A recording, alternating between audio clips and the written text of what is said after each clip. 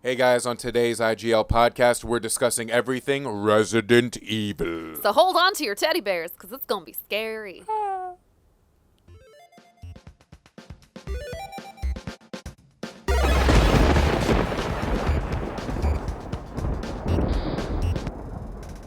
Hey guys, welcome back to the IGL Podcast. I'm your host, Justin. And I'm AJ. Thanks for coming out. Oh, you're welcome. Thanks for having me. Always a pleasure. You're so sweet. Oh, hey, we're here for Halloween Redux, you guys. I'm finally learning, like, now that we're, like, middle way through the month, I can finally, like, say it comfortably, like, Halloween Redux for Hollywood Redux. Only at Hollywood Redux, it's Halloween Redux. Boom, bam, boom. I don't think I got it. No? Well, I'll handle that part. It's All okay. right. Halloween Redux?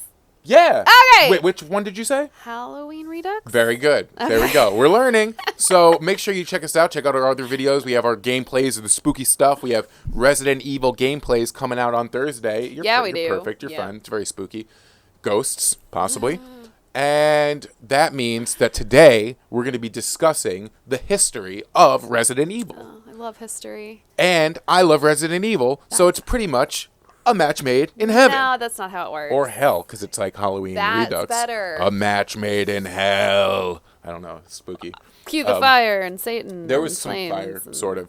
The point being, Resident Evil, the first one came out in 1996. Where were you in 1996, AJ? I was probably... You were a young girl, I take it. I don't know, like riding a bike or something.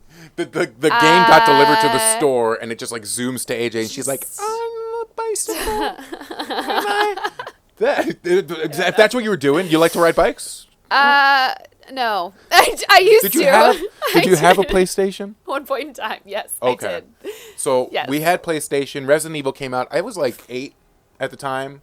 I think we were like relatively about the same age, right? Yeah. So 96, I'm 8 years old. I wasn't really playing games because like I think we talked about it last week. Like I didn't really like care to beat Resident Evil. To me, it was like, oh, like this is a mature rated game. Like I shouldn't be playing this game. And yeah, like, I wasn't allowed to play those games as a kid. Right. I was, yeah. What were you playing? Do you remember the Jumpstart games where they had like the little puppies and stuff? And you could do things like it was like a little Tamagotchi. And but collect the stamps. Jumpstart. That's very scary if you don't like to learn.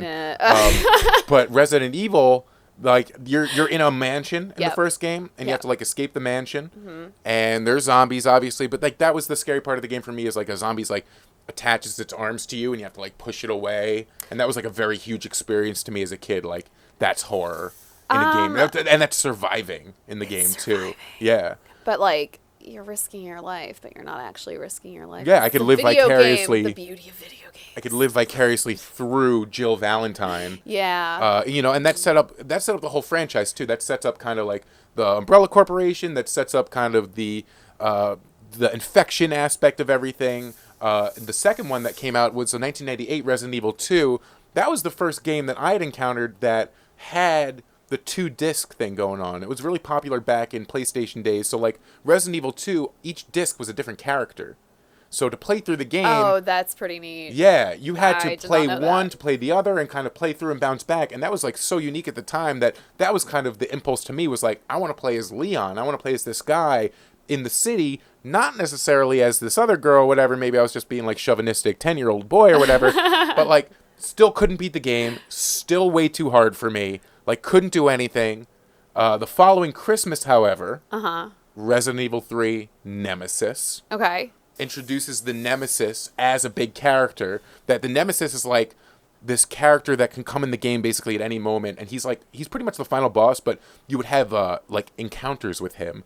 So like you're playing the first level of the game, everything's going fine and like it's pretty easy, and then the Nemesis like jumps in and you have to like spend a minute like trying to run away from him and stuff. But like that was harrowing. Like that was really scary because like you knew that he could like fuck you up, excuse my French, at any moment. It's English. Versus actually. like the zombies. Really? What? So I French. Yeah. You much know more about French than I do. No, I don't know anything about French. I just know French that to me. French to me is very scary, because like there's so many words that I don't understand. That's my French.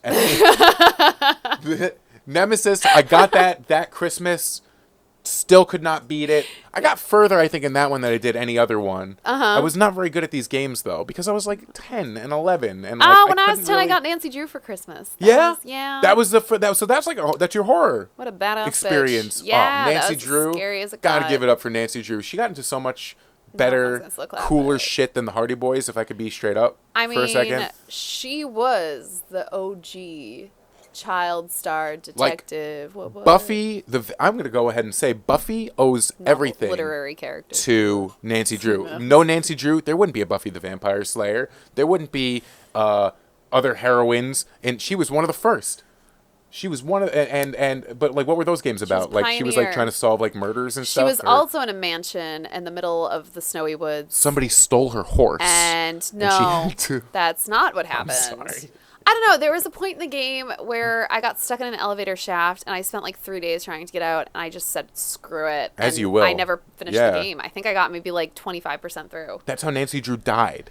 Probably. Nancy or Drew she's died still down stuck there, and she's gone absolutely crazy, and I put this disc okay, in. she's still stuck there? What's she been eating for fucking 16 years? I don't know. She's in a really nice hotel mansion. Oh, so it was like an elevator shaft. So maybe like it's somebody's bringing her haunted, but food. like people are living there. Oh, that's cool. Or staying there. The next I don't know. I don't know. So like it's still functioning. They have a kitchen. Oh, well, yeah, but I don't know if anyone's bringing her food. They're probably like keeping her a secret. Like, just don't give anything to that girl stuck in the elevator shaft. So? She'll take care of herself. Don't worry. Yeah, I'm sorry. Well, maybe they assumed that she would take care of herself, and she's like really just dead. Yeah.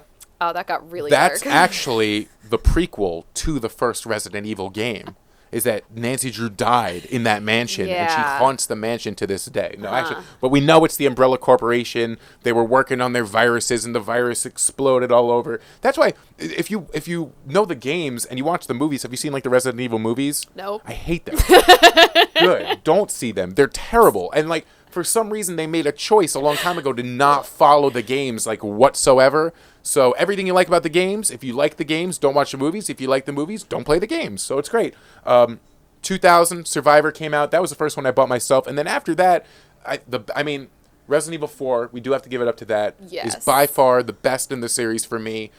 Everything in that game broke down barriers. Like, you're hiding in the top floor of a barn. Like, that doesn't sound very exciting when I say it like that. Exhilarating. But it really was thrilling in a whole new way. The over-the-shoulder perspective added so much more to the game than the camera angles of just kind of like being stuck in one corner or the other. And then ever since then, they've gotten a little bit more action-y, but I'm super excited for Resident Evil 7. We were talking about it a little last week. You're excited? Get out of the house. I'm excited to not play it. I mean, I'm excited. I played it a little bit, and it was... Too much? Too many mannequins? Yeah, because I hate mannequins. They are terrifying. I hate mannequins too. No, but like the one thing, they picked the one thing that was like too scary for you. That I didn't want to see when I picked up the controller was a mannequin. It's so funny. And you walked by like 3, and then later on, one of them just like falls, and it's funny because like the one thing I didn't want to see was the action gameplay mechanics of Resident Evil 5 and 6. Heyo. Okay, sorry. So. But seriously, maybe we're going to get back to more of an authentic survival horror route, and I'm really excited about that, at least. Even if not many things scare me. If you watched last week, it's not Tetris or anything, but, we'll see what we can do. For everyone at Hollywood Redux, this has been Halloween Redux. We're still in the midst of it, so make sure you check out our other videos. We're going to be... In the midst of it. Oh! That was awesome. Thank you. We have our gameplay of Resident Evil Revelations 2, which I'm upset to tell you is a sequel to Resident Evil Revelations. Not more revelations about Resident Evil 2, which is what I was excited about. But we're still playing it. We're still going to see you guys on Thursday. So check us out. Subscribe below if you want to check that out. Any of our other podcasts, too. Make sure you scope it out. Or they might be over there. Oh, or gosh. they might, always gets me. I always for everyone here, guys, I'm Justin. I'm AJ. And check out these other videos. We'll see you next time. Good. Bye.